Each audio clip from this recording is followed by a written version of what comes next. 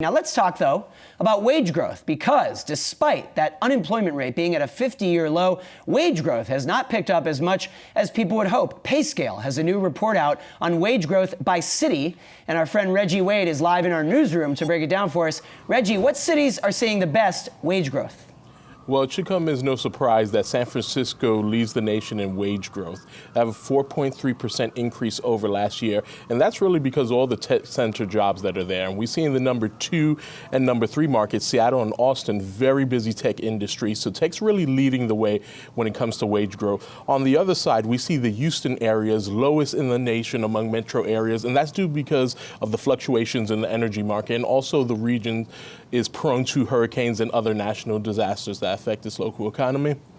And Reggie, when you say that SF has the highest wage growth thanks to tech, I mean, it also has the most expensive housing market. So yes, you need those higher wages, but it's tough to live there. And yes, it is. And that's where it goes hand in hand. If you look at occupations that are seeing wage growth, transportation, we see more people taking public transportation. So jobs in that area are growing. For instance, in the San Francisco market, a lot of people don't live in that area. They live further and further out.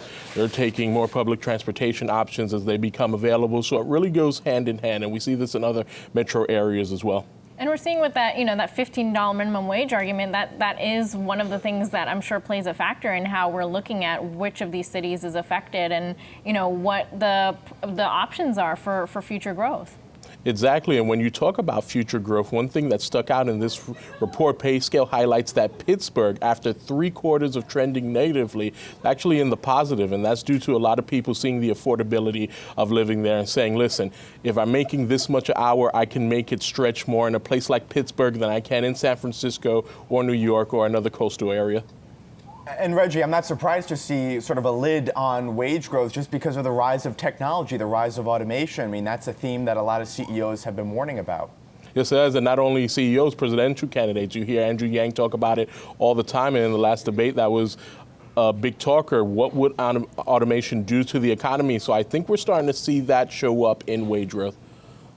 All right, Reggie Wade, thanks so much. Very interesting report, and of course, wage growth, really important topic. So good to have you covering it moving forward.